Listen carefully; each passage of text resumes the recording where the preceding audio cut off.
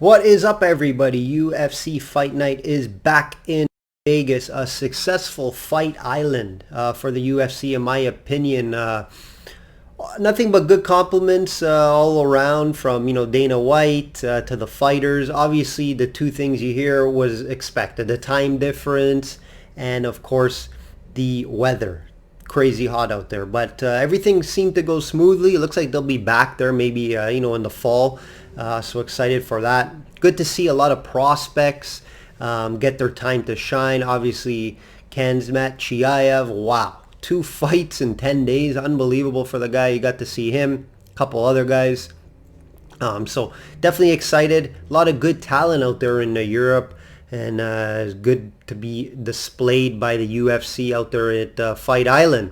From a betting standpoint, it was good overall for me. 15-6 on all plays.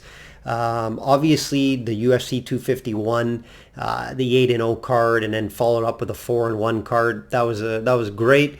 And then obviously, as expected, it tailed off a little bit the last 2 weeks. Not as good, but it was a little expected for some regression when you're on a run like that. Let's look at the updated record. Updated record, guys. 34-13 on straight bets. 72% return on investment. That's obviously if you're just tailing my straight bets. Parlays 12-8. Parlays 12-8, kind of sliding a bit on the parlays. Hopefully get back on track this week with them. Overall, 32.9 units, guys. I'm very happy with that. Remember, 1 unit plays. All my plays, 1 unit plays. So 32.9 units. Very happy with that. Not the best card, guys, from a value standpoint, personally. Seems to be very favored heavy type of card. So I'm getting creative for you guys. I'm going to have some small parlays. That may be the path here, personally. I'll leave you with some leans as well. And obviously, fight outcome. That's where you can find some value. So that's where we're going to have to get to today for you guys. Let's get into the main event. Main event, guys. Shahbazyan minus 334 versus Brunson. Obviously a high number at minus 334. You're not going to want to straight bet that, so we're going to have to get creative. I do like him in this fight. This is only a 3-round fight, not the traditional 5-rounder. You see that from time to time, but it is rare.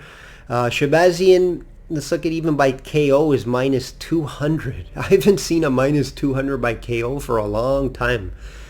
Maybe last time one of Shevchenko's fights, but that's pretty high. You're not getting any value here, so I'm not going to lay minus 200 or minus 334. Even if I really like to win, the highest I'll go is like 160, 170. But I'm not going to sit here and guys, bet on Shahbazyan minus 334. That's not going to do anything for you. Of course, it's very easy to see that he should win this fight.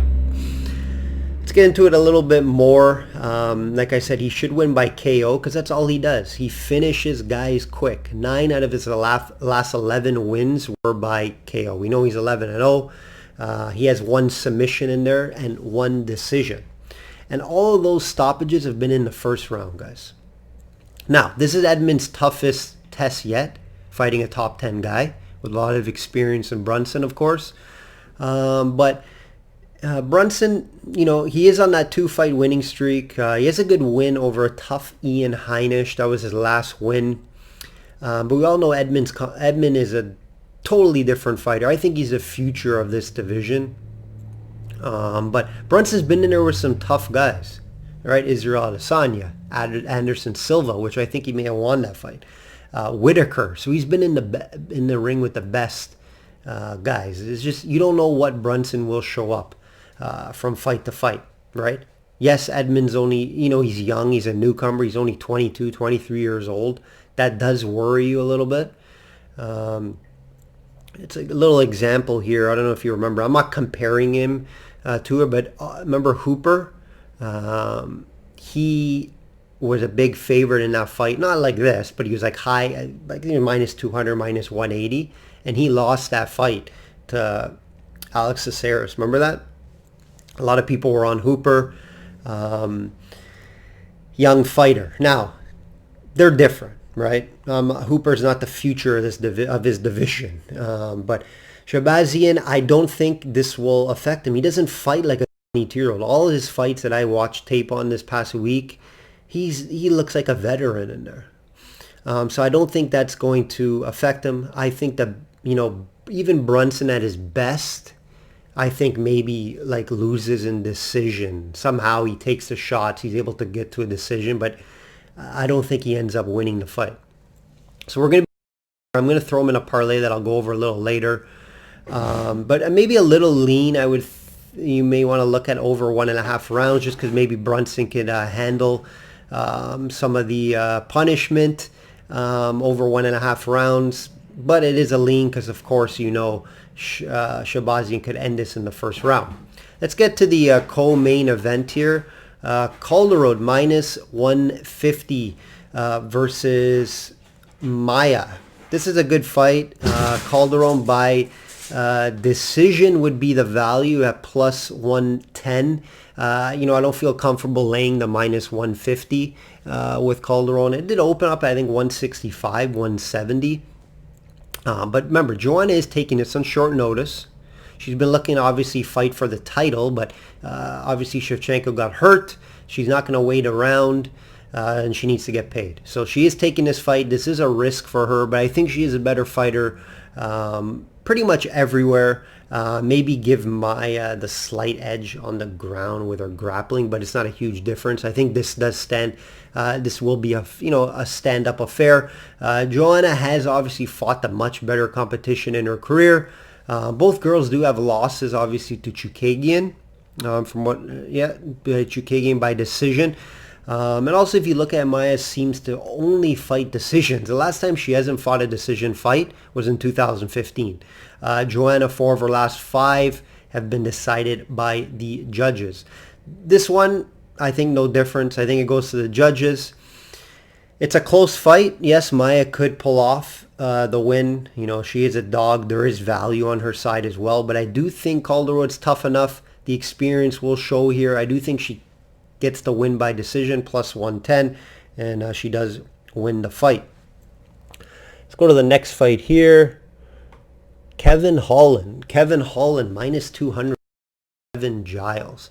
Hate the price, to be honest. Minus 200.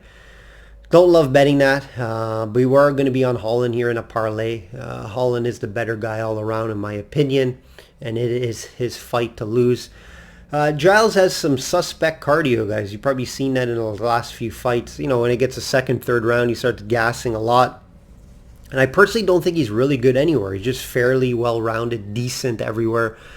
This is a short notice fight for Holland, which does scare me a little bit when I'm betting on a guy. But I just think Holland's the better guy here.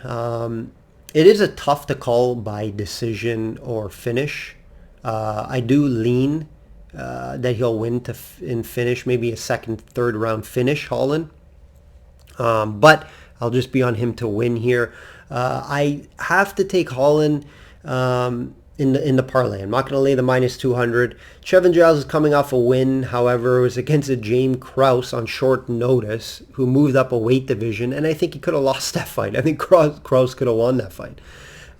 Before that, he had back-to-back losses against Jared Merchant and Zach Cummings. So nothing impressive here. Also, a little quick note, Giles, he's a full-time police officer, if you guys didn't know. So how much training has he been doing, and how focused has he been since the whole, police officer issues going around in the world these days? So yeah, Holland here, minus 200 in a parlay, and would lean him to finish this fight and win by finish. So let's get to that 2-fight parlay. It's going to be Shahbazyan and Kevin Holland to win the fight. You're going to get that around even money. Minus 109. You can get it at plus 105 depending where you're shopping.